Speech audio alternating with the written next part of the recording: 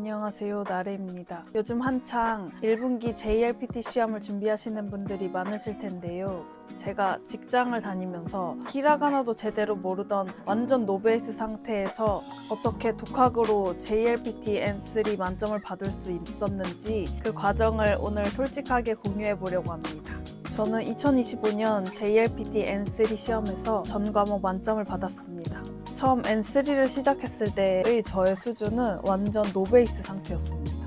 히라가나는 아단만 알았고 가타카나는 진짜 아예 아단조차도 모르는 상태였습니다. 그리고 애니메이션, J-pop, 일본 드라마 같은 것도 저는 전혀 안 보는 상태였어요. 일본어랑 전혀 친하지도 않고 익숙하지도 않은 상태에서 완전 생 기초부터 시작했습니다. 초반에 어떻게 공부를 했냐면요. 그냥 공부 자체를 너무 오랜만에 다시 시작을 하다 보니까 뭐부터 해야 되는지 아예 감도 안 오고 굉장히 혼란스러웠던 상태였던 것 같아요. 가장 먼저 한 거는 히라가나랑 가타카나를 외우는 걸로 시작했습니다. 히라가나를 그림으로 연상해서 외우게 해주는 강의가 있어요. 그거 한번 보니까 생각보다 쉽게 외우게 해주셔가지고 1시간짜리 영상인데 그거 보고 다 외웠고요. 사실 히라가나는 그래도 나름 익숙한 문자여서 쉬웠는데 가타카나도 똑같이 그림을 연상해서 알려주는 영상이 있어요. 그거를 일단 보자 해서 봤는데 그거는 사실 봐도 안 외워져요. 저만 그럴 수도 있는데 저는 그걸 봤는데도 안 외워지더라고요. 그래도 한 번은 봤습니다. 무슨 글자가 있고 이런 거는 대충 알아야 되니까 일단 외우려고는 했었어요. 도저히 안 외워져가지고 사실 가타카나는 한번 훑고 손으로 적어보기만 하고 넘어갔습니다. 너무 안 외워졌기 때문에 여기에 시간을 너무 많이 투자하면 안 될 것 같아서 그냥 안 외우고 넘어갔어요. 그렇게 가타카나랑 히라가나를 외운 상태에서 시험 공부를 시작했습니다. 그러면 제가 본격적으로 시험 공부를 어떻게 준비를 했는지 파트별로 나눠서 설명을 드릴게요. 먼저 단어, 문법, 독해, 청해 이렇게 파트를 나눠서 설명을 드릴게요. JLPT를 준비해보신 분들은 아시겠지만 솔직히 JLPT는 단어 싸움이라고 생각해요. 누가 더 단어를 많이 외웠나 싸움으로 사실 점수가 판가름 난다고 생각하거든요.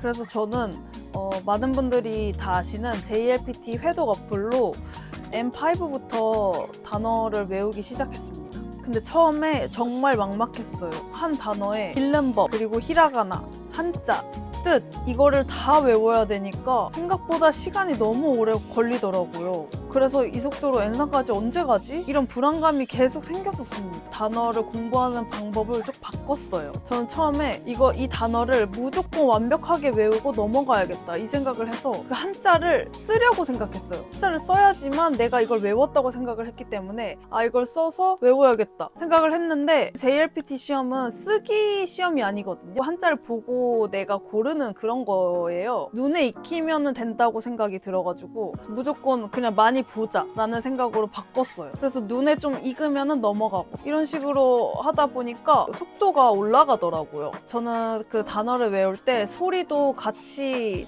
입으로 내뱉으면서 말을 계속 따라 했었어요. 또 아래 그 예문이 떠요. 그 예문을 사실 외우면 정말 좋거든요. 근데 진짜 많은 단어들이 있기 때문에 그 많은 단어들의 예문을 솔직히 다 외울 순 없어요. 그래서 저는 그냥 한번 그 단어를 볼 때마다 그 예문을 같이 읽어줬어요. 한 번씩. 그리고 저는 이 회독 어플을 할 수 있는 시간에는 다 끼워서 넣어서 했었던 것 같아요. 출근할 때도 보고 퇴근할 때도 보고 일할 때도 조금 쉴 때가 있으면 보고 밥 먹을 때도 보고 화장실 갔을 때도 보고 진짜 잠깐 짜투리 시간에 계속 봤어요. 단어 양이 많잖아요. 그래서 이거를 다 외우기가 사실 너무 걱정됐기 때문에 최대한 그냥 나는 단어라도 많이 외우자. 익숙해지지 않을까 싶어서 일단 단어를 많이 외우자 주의였어요. 그리고 이거는 제가 진짜 중요하게 생각하는 포인트인데요. 만약에 M4를 외우고 있어요. 근데 나는 지금 N3 문제집을 사서 갖고 있잖아요. 그 N3 단어는 아직 내가 보지 않았기 때문에 시험을 보면은 무조건 다 틀리니까 문제를 아직 풀지 말고 N3를 다 외우면은 문제를 풀어야겠다 이 생각을 했었거든요. 근데 오히려 이게 더 비효율적이었던 것 같아요. M4를 외우고 있어도 하루에 반장씩은 꼭 풀었어요. 풀면은 다 틀리는데 그렇게 하다 보니까 문제를 풀면서 외워지는 애들이 또 있더라고요. 내가 진짜 너무 안 외워지는 단어들이 있었는데 문제를 풀다 보니까 외워져요. 어느 순간. 단어만 보면은 사실 너무 계속 똑같은 걸 보기 때문에 안 외워질 수 있는데 문장으로 나열되어 있는 걸 보면 눈에 잘 들어온다고 해야 되나? 그래서 저는 진짜 여러분들한테 꼭 추천드리고 싶은 방법은 사실 M5부터 단어 푸는 거는 사실 무리고 M4를 외우시면서 N3 단어를 같이 푸시는 게 좋다고 생각. 그 N3 단어도 한 번씩 같이 봐주는 거예요. 이제 N3 단어를 외울 때 이거 내가 외웠던 단어다 이러면서 조금 더 속도가 빨라지고 단어를 외우다 보면 겹쳐지는 단어들이 굉장히 많기 때문에 나중 되면은 이 단어 외우는 속도가 빨라집니다. 그러니까 걱정하지 마세요. 초반부터 나 진짜 너무 시간 오래 걸린다 막막하게 생각하지 마시고 사실 다른 공부는 안 해도 단어는 무조건 하세요. 단어는 하루에 그 50개를 외우려고 노력을 했었어요. 50개를 못 외웠다 하면은 그냥 망했다 나 50개 못 외웠다 이렇게 하지 말고 그냥 그 다음날 똑같이 이어서 외우는 거예요. 저는 시험이 다가갔을 때 그때까지만 해도 N3 단어를 다 못 외운 상태였어요. 그때는 무조건 하루에 한 강은 꼭 끝내기로 마음먹고 진짜 스치듯이 외웠어요. 이게 그 다음 강에 또 나오거든요. 스치듯이 외우고 그때 가가지고 또 외우고 또 외우고 이렇게 해서 그냥 강을 클리어한다는 생각으로 했어요. 뭔가 저는 빨리 클리어하고 싶은 마음에 단어 공부는 그런 식으로 했습니다. 문법 공부에 대해서 말씀을 드릴게요. 사실 많은 분들이 문장을 통째로 외워라 그게 효과적이다 라고 많이들 말씀하시는데 사실 그게 진짜 효과적이고 효율적인 건 맞습니다. 왜냐면 시험에 거의 90%가 비슷하게 나와요. 근데 저는 그 문장을 외우려고 계속 했는데 안 외워지더라고요. 문장을 외우는데 그 문장이 제 머릿속에 들어와 있다는 느낌이 없었어요. 뭔가 나 이거 외운 것 같은데? 이런 느낌이 전혀 없어서 그래도 저도 노력을 했거든요. 외우려고. 저는 써야지 약간 외워지는 스타일이어서 손으로 계속 쓰고 했는데 안 외워지는 거예요. 그래서 그냥 그 방법을 포기하고 다른 방법으로 바꿨습니다. 그래서 저는 어떻게 공부 방법을 바꿨냐면 외우기보다는 그냥 익숙해지자라는 걸로 바꿨어요. 문법 설명이 적혀져 있는 부분을 설명란부터 해가지고 그 예문을 매일 읽었어요. 매일 처음부터 계속 읽었어요. 계속 읽으면서 익숙해지려고 했어요. 또 그 문장을 약간 제 나름대로 이렇게 단어나 뭐 문법별로 살짝 이렇게 잘라가지고 이게 이래서 이런 뜻이고 이래서 이렇게 들어가는구나 이걸 이렇게 해석이 되는구나 이렇게 저는 분석을 따로 했고요. 그리고 매일 저는 연습 문제를 한 강씩 꼭 풀었어요. 시간을 맞춰서 풀고 틀린 부분이 계속 나올 거란 말이에요. 그 부분을 이제 그때부터 집중적으로 공부를 하는 거예요. 따로 저는 노트에다가 적었어요. 내가 자주 틀리는 부분이 어딘지 이런 거를 좀 찾기 위해서 노트에다가 오답노트 같은 거 정리를 했고요. 문장을 통째로 외우려고 하진 않았고 그 문장에 그 뼈대들 있잖아요. 아이다 뭐 이런 거나 뭐 니츠이때 막 이런 거를 뭐 아이다는 무슨 뜻이고 니츠이때는 무슨 뜻이고 그냥 이거를 단어처럼 외우려고 했어요. 단어처럼 외워서 문제에서 봤을 때 이게 이런 뜻이었지 하면서 손으로 적어놓거나 약간 이런 식으로 문제를 계속 풀었습니다. 그리고 저는 전화일본어를 시험 준비하는 동안 했는데 전화일본어도 추천드려요. 전화일본어를 하면서 말로 외운 문법을 문장을 만들어 보니까 이게 조금 더 잘 외워지고 어쨌든 내가 예문을 직접 만들어 보는 거잖아요. 그러다 보니까 그거를 조금 더 쉽게 외우게 되면서 그렇게 문법 공부가 됐었던 것 같습니다. 그래서 전화일본어도 추천드립니다. 다음은 독해입니다. 사실 독해는 제가 가장 걱정했던 파트였습니다. 일본어로 된 지문을 길게 읽고 해석을 하라고 하니까 막 눈에 안 들어오고 울렁거리는 것 같고 그러더라고요. 제가 항상 문제 풀 때 시간을 재고 풀었는데 시간을 항상 초과하거나 아니면 너무 딱 맞춰서 풀거나 항상 이런 식이어서 굉장히 불안했어요. 저도 많은 유튜브를 찾아봤거든요. 독해를 어떻게 하면 시간을 빨리 단축할 수 있을지. 근데 모든 선생님들이 다 그 밑줄 쳐져 있는 부분에 앞 앞뒤 문장을 보고 이 내용이 맞는지 파악을 하라는 거예요. 그래서 저 한번 그렇게 해봤거든요. 저는 일본어 그 능력이 높지 않아서 그런지 그 앞뒤 문맥만 보고 파악이 안 되는 거예요. 그래서 문제를 풀 수가 없는 거예요. 그렇게 하고 이해 못하니까 처음부터 다시 읽어요. 그러면 시간이 더 초과돼. 그래서 아, 이거 안 되겠다. 어떻게 해야 되지? 하다가 일단 먼저 문제를 읽습니다. 보고 한국어로 막 적어놔요. 요점 같은 거를 적어놓고 이제 1달러를 먼저 읽는 거예요.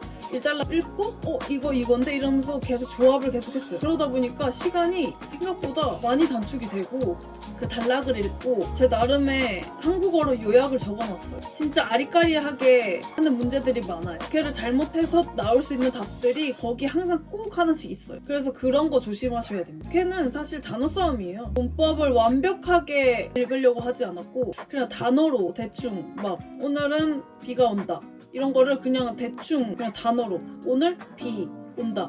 오늘 비 온다. 약간 이렇게 해가지고 하고 대신 이어주는 접속사 같은 거 있잖아요. 그거는 무조건 외우세요. 그걸로 걔가 뜻이 많이 변하기 때문에 그거는 진짜 어떻게 해서라도 계속 외우려고 했고 나오는 게 진짜 자주 나와요. 그러니까 문제를 계속 풀다 보면 이거 계속 나오네. 비슷하게 계속 나와요. 뭐 소래대, 소래니 뭐 이런 게 비슷하게 쓰이는데 뜻이 다르거든요. 그런 거를 많이 외우려고 했어요. 독해는 단어를 많이 외우려고 했고 접속사를 외우려고 했어요. 그 두 가지밖에 공부 안 했습니다. 그리고 계속 독해 읽어보고 항상 모든 문제를 풀 때 타이머를 켜놓고 풀었습니다. 마지막으로 청해에 대해서 말씀드릴게요. 청해 또한 저에게 가장 막막한 파트였습니다. 왜냐면 저는 일본어로 된 콘텐츠를 아무것도 보지 않았던 사람이었기 때문에 제 귀에 일본어가 들어올 일이 사실 없었어요. 애니도 사실 저는 안 보고 해서 진짜 막막하다 보니까 일단 익숙해지자. 일본어를 내 귀에 익숙하게 시키자 해서 저의 환경을 다 일본어로 바꿨습니다. 시험 준비를 시작하면서 한국 프로그램 아예 안 보고 심심하면 일본 드라마 보고 심심하면 일본 애니 보고 아침에 씻으면서 일본 뉴스 틀어놓으면서 씻고 못 알아들어도 그냥 틀어놨어요. 밥 먹을 때도 일드 보거나 애니 보거나 노래 들을 때도 K-pop 절대 안 들었고요. J-pop이란 건 저는 이번에 처음 들어봤어요. 그래서 저는 J-pop의 유명한 노래가 뭔지도 몰랐었어요. 남들보다 더 많은 시간을 투자했어야 됐었기 때문에 그냥 제 환경을 바꿨던 것 같아요. 드라마도 계속 보다 보면은 어느 순간 한국 프로가 진짜 보고 싶을 때가 있거든요.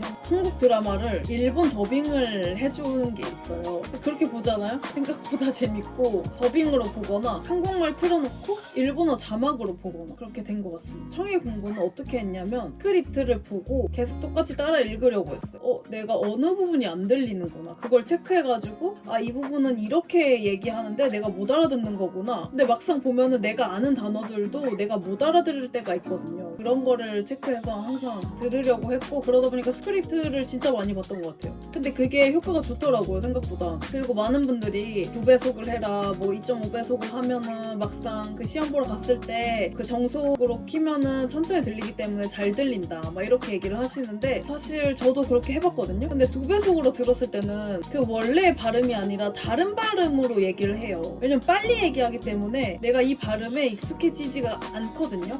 차라리 그냥 제대로 된 속도로 제대로 된 발음을 내 귀에 익혀야겠다 이 생각으로 정속으로 그냥 문제를 계속 풀었습니다. 문제 나오기 전에 약간의 그 지문 읽는 시간을 주잖아요. 그럼 저는 그거를 항상 옆에다가 한글로 다 적어놨어요. 그 지문의 뜻이 뭔지. 그렇게 해서 푸니까 사실 잘 풀리고 그 뭐 드라마 같은 걸 보다가 내가 아는 단어가 들릴 때 그때 너무 신기했어요.